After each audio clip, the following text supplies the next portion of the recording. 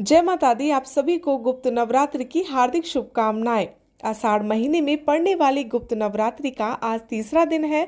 मान्यता के अनुसार इन दिनों में मां को प्रसन्न करने के लिए पूजा का दोगुना फल प्राप्त होता है।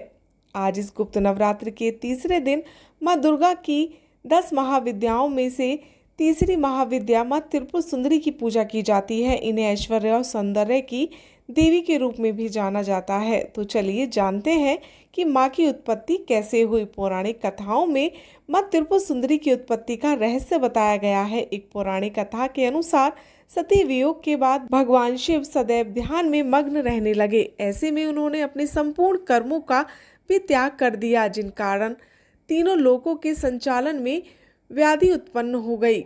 उधर तारकासुर ने ब्रह्मा जी से वरदान प्राप्त किया कि वह सिर्फ भगवान शिव के पुत्र द्वारा ही मर सकता है।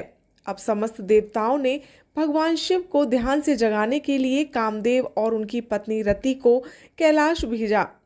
कामदेव ने शिव का ध्यान भंग करने के लिए उन पर प्रहार किया और वह सफल रहे। कामदेव की इस हरकत पर भगवान शिव का तीसरा नेत्र खुल गया और उन्होंने क्रोध में आकर कामदेव को भस्म कर दिया।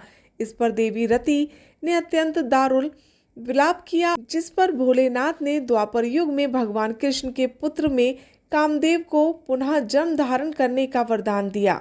रति के वहां से जाने के बाद एक गण ने कामदेव की इस भस्म से एक मूर्ति निर्मित की, जिससे एक पुत्र पैदा हुआ। उसने भगवान शिव की स्तुति की और महादेव ने उस पुरुष का भाण नाम रखा।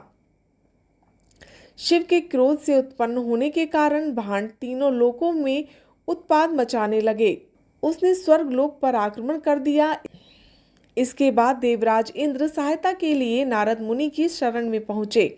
नारद मुनि ने इस समस्या का निवारण करने के लिए यथाविधि अपने रक्त और मांस से आग शक्ति की आराधना करने का परामर्श दिया। देवराज इंद्र ने माता की आराधना की, जिसके बाद त्रिपुर सुंदरी के स्वरूप में प्रकट होकर माता ने भांड असुर का वध किया। पूरे विधि विधान से की गई पूजा से माता त्रिपुर सुंदरी शीघ्र प्रसन्न होती हैं और मनोवांछित फल देती हैं। उनमें सूर्य के समान तेज समाहित है। मां को प्रसन्न करने के लिए पूजा के दौरान कुछ मंत्रों का जाप करने से अति शीघ्र सभी मनोकामनाएं पूरी होती हैं। मां अपने भक्तों के सभी कष्टों को दूर करने के लिए देवी की पूजा में आत्मबल, कीर्ति और यश की प्राप्ति होती है। और माता त्रिपुर सुंदरी के मंत्र हैं ऐं क्लीं सौं वार त्रिपुरे स्वाहा, और दूसरा मंत्र है ऐं क्लीं सौं वाला त्रिपुरे सिद्धि देहि नमः। माता की पूजा में आप इन मंत्रों का जाप कर सकते हैं और माता को प्रसन्न कर सकते हैं। तो ये है त्रिपुर सुंदरी की कथा। गुप्त नवरात्र के तीसरे दिन किस माता की पूजा की जाती है और उनकी उत्पत्ति कैसे हुई। आशा करती हूँ कि आपको ये जानकारी अच्छी लगी होगी। जय माता दी।